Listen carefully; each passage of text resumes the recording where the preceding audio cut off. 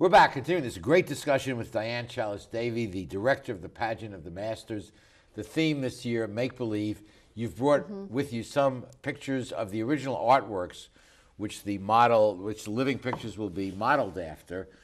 And this first one, if I may indulge a personal aside, the first show I ever saw in my life growing up in New York was Peter Pan with Mary Martin and the British flying rigs. And I can't think of a more provocative, stronger image for a kid than Peter Pan. Yes, this one opens the show, and this particular image is a poster for the original London production that goes back to 1904, and it's by Charles Bushell, and I think it's lovely. It is indeed, and I immediately went to it from the many you brought. This next one. This is a contemporary painting, actually painted in 2009. It's by Scott Gustafson. And it is a wonderful picture with lots of fantastic dragons, and it is so colorful and so whimsical. Our reproduction looks great on stage, if I may say so. I really love this living picture. And finally, we all know Lalique. Yes, everybody knows the name Lalique. Can't all afford it, though. Highly desirable and collectible pieces. This is a brooch. It's of ivory and enamel, and these are nymphs dancing in the woods, framed by this whimsical kind of a bat And design. these are real, if we can go back to this for a second, these are life-size Ladies, yes. ladies. Actually, Now, how do you prepare them to look like that? Well, they are made up head to toe in our very discreet body makeup. It's very highly pigmented, so it's almost as if they're wearing a second skin. Wow. But we have some very dedicated cast members who are willing to apply all that makeup and wash it off every night. Yeah, I know what it is to take up this makeup, but it's, oh my God. This is much heavier, yes. Yes. Well, I'm fascinated by the creative process, having virtually no artistic talents myself. How do you create these themes, and how do you put this all together? Just give the lay people like myself a sense of how the creative process works. Well, I really love art, and I also love theater, and I'm always looking out for the next piece that the pageant could recreate. Now that we have Google and Bing, I can browse the internet, I can find pieces of art all over the world that I might never have been able to find 20 years ago. So I'm just very fortunate that so much is accessible now, and I'm learning about new music and new art every day. Wow. I'm finding new pieces, and it's so inspiring. And it's part of your job, but it's something that you love to do. I really love to do it. Putting together the program for the show is fun. It gets a little difficult sometimes because there's so much you'd like to put on stage, and this year we're presenting about 45 different pieces. And I should mention that I do get a lot of help in regards to research. There are many volunteers, in fact almost 100, who help me out every year with their own searches for artworks that relate to the theme. But you have the responsibility and the authority for the final decision what the theme will be and which pieces make it and which don't. That's right. I get the final say-so, and I haven't been rejected by my board of directors yet. So far, so good. That's wonderful. So you already are working on the theme for next year and Yes. the year after. You said earlier it takes a couple of years because you need to start assembling the pieces that are consistent with that theme. Exactly. So right now I have a good idea of what next year's theme will be and the year after that. And next year is very important for the Festival of Arts because it will be the 80th anniversary of the art exhibit. Wow. Wow. So that's a big responsibility. It's a nice partnership between the artists and what you do on stage. Well, it's worked well all these years because the pageant rather raises a lot of money, which supports and underwrites the art exhibit. I see. And I know that you did something rather dramatic when you became director 16 years ago. This had been a kind of a traditional presentation, and you kind of opened the envelope, stretched the limits, and brought some of the pieces and the production off the stage. Tell us about that.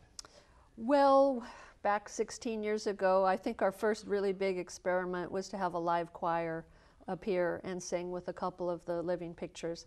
That was wonderful.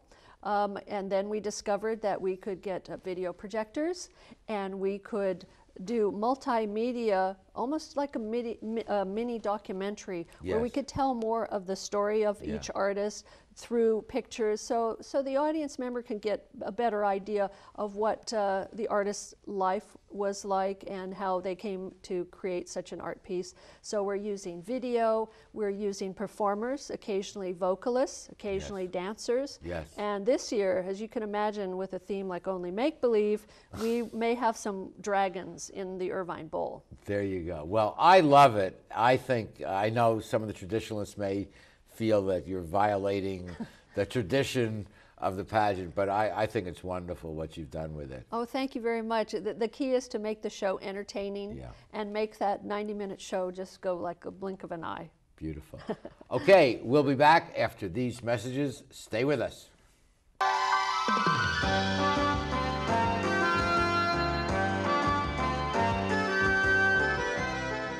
We're back, and here's my summer suggestion to you. Pay a trip to the pageant. Tickets start at $15. The show runs nightly from July 7th through August 31st. It will be a memorable evening. You won't forget it, and you'll have a wonderful time. And the pageant is quite unique in the world. There aren't many places where you can see this anymore. No, there aren't. There's nothing like it in that our show has living pictures, but it's also a variety show. Yes. There are some other religious pageants that take place in California and on the East Coast, but we are unique. And it must be a privilege to work at something that you love to do and do as well as you do.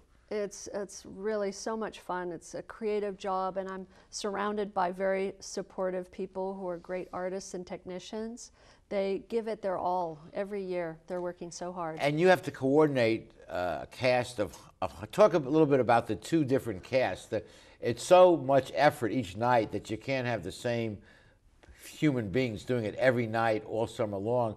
So you have a blue cast and a red cast or something blue like and green cast Blue and we green. have. This year there's a cast of about 150. And of course all those great folks, they can't come and appear every night. So that's why we have two alternating casts. You work 7 nights on, then you have 7 nights off. And I should also mention... Sounds like a union band. Just joking. that, oh, I've lost my train of thought now. I'm sorry. Well, you have 2 complete casts, and they each work for a week. Yes, and even our makeup artists are volunteers, too. Wow. So it's almost, it's over 400 people who are volunteering. And many of the kids in Laguna, when they're in the K-12 schools or college, do have an affiliation with the pageant. Yes, but a lot of people don't know that over 80% of our cast members come from outside of Laguna Really? Beach. Yes, from South Orange County, also LA County, a few from LA County, many from San Diego County, and some from Riverside. They want to be part of this show. They love coming to Laguna, and it's so friendly backstage. It's such a great atmosphere. They meet new people. They follow each other on Facebook, and it's a real little and lovely little community down there. Well, I know one of our former makeup members here at Straight Talk, Joy Trent, has been part of your She's our makeup operation. director, Makeup yes. director, does a fabulous job. Yeah, she's wonderful. But so it's hard work, but they love it, and then they rest for a week, and then they come back. So Yes. you have to block out your whole summer, really, if you're going to be part of this thing. Pretty much you get the 4th of July weekend off and Labor Day, but in between it's serious show business. And then rehearsal before you open, how many weeks before you open are they rehearsing? Well, we start our rehearsals back in February. We rehearse 1 night a week because being in an outdoor amphitheater, we have to rehearse with our proper lighting at night. So Yes. we gradually do rehearsals, and then come June, the rehearsals become a lot more frequent and much more intensive. Let's turn back to the creative process for a second. I mean, we can't get into someone else's head, but why are some people creative and others not? Oh, that's a hard philosophical question. I think the creators have imagination, and they live in a kind of a daydream world, and I like to think that I'm one of those daydreamers. Yeah.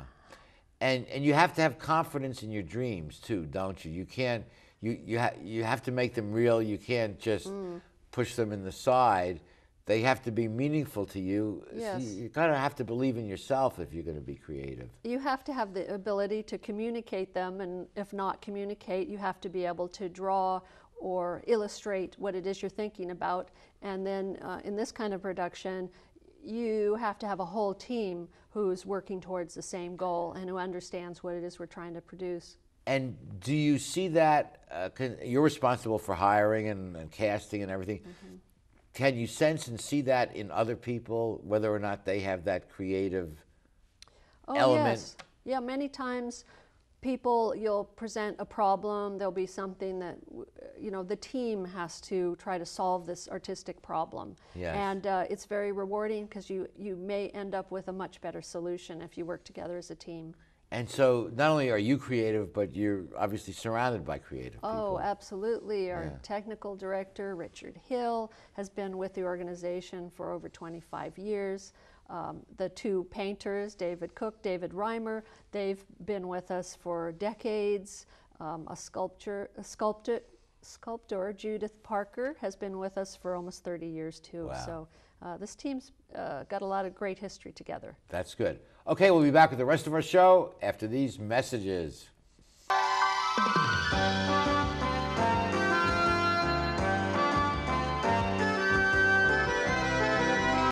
Welcome to McKenna's on the Bay, where fine dining is complemented with a breathtaking view. McKenna's is a restaurant of incredible ambiance, providing service and cuisine with style, class, and romance. The menu offers a variety of appetizers, serious seafood, prime steaks, an oyster bar, and specialty entrees for either lunch or dinner. McKenna's on the Bay features patio dining, nightly entertainment, and 2 banquet facilities. No matter what your occasion, McKenna's on the Bay is like being on vacation. Join us today at McKenna's on the Bay. Founded in 1976, Polly's Gourmet Coffee is Southern California's most complete gourmet coffee store. Polly's has the best tasting coffee, freshly roasted every day right in the store, plus a wide selection of teas, an in-house bakery, espresso bar, patio dining, and more. We also offer Wi-Fi, free internet access for all of our customers. Our nationwide clientele agree when it comes to coffee, there's only one name to remember: Polly's. 4606 East 2nd Street, welcoming you into Belmont Shore.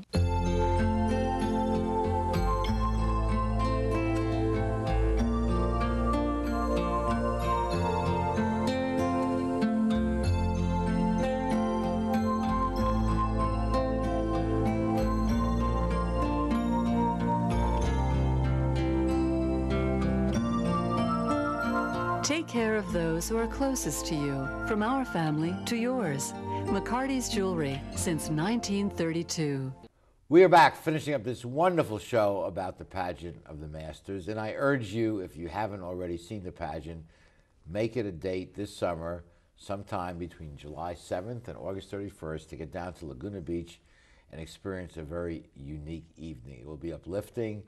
You'll be supporting artists and painters and sculptors, and most importantly, you'll have a wonderful time. And again, thank you so much for joining us here on the show, and final words to our audience.